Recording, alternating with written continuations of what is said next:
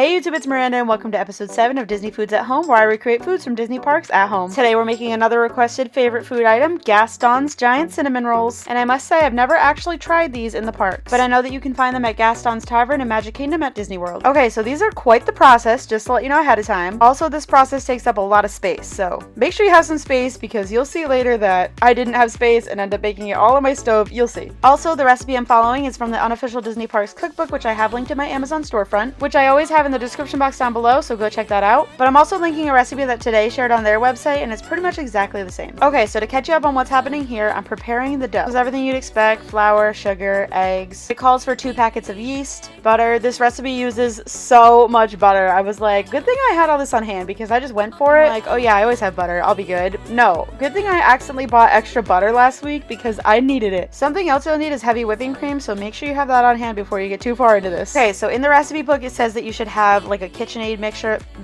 a KitchenAid mixer or a stand mixer. I don't have one of those, so I just went with my hand mixer as long as I could until the dough got too thick where I couldn't use the hand mixer anymore.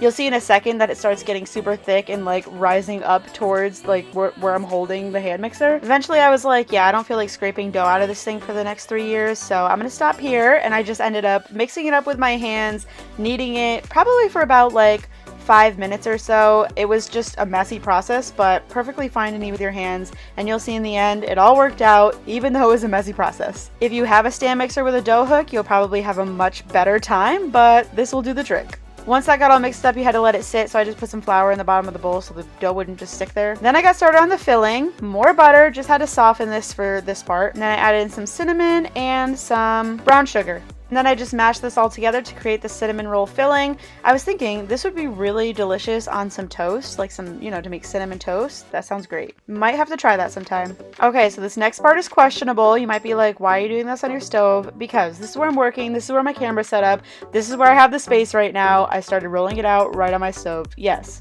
I did.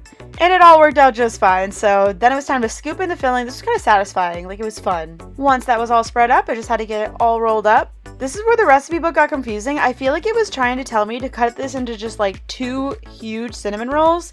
I'm pretty sure that's what it was saying. This made so much that there's no way that's how I was doing it. I made it into like 8 and they still came out huge. Also wanted to show me cleaning my stove because look, it's perfect, all good as new. Okay, now we're on to the icing. I cut this recipe in half because I just knew that we wouldn't go through all the cinnamon rolls quick enough, and if we needed more, it was easy enough to just melt it all together in a pot real quick and make some more. So this was just cream cheese, powdered sugar, vanilla, and then heavy whipping cream. Stirred that as it melted down, and then once that was done, I put it into a bowl and then used the same pot to make the butterscotch topping. This was brown sugar, heavy cream, vanilla, butter. This had to come to a boil, and I kept stirring it consistently for about 5 minutes, and then that was done. Oh yeah, I forgot to tell you that the rolls went in the oven for 20 minutes, and now they're going back in the oven for 10 more minutes, but with tinfoil on them. And once those are done, it's time to scoop one out and put our toppings on. Look how huge they are. The recipe said to drizzle the butterscotch in one direction and then the cream cheese in another, but honestly it doesn't matter because it all just ends up melting together anyway. Look how good that looks. I'm about to go downstairs and have another one right now because of this video. It looks so good. Time to go in for the taste test. These were piping hot. Definitely recommend serving them hot. They were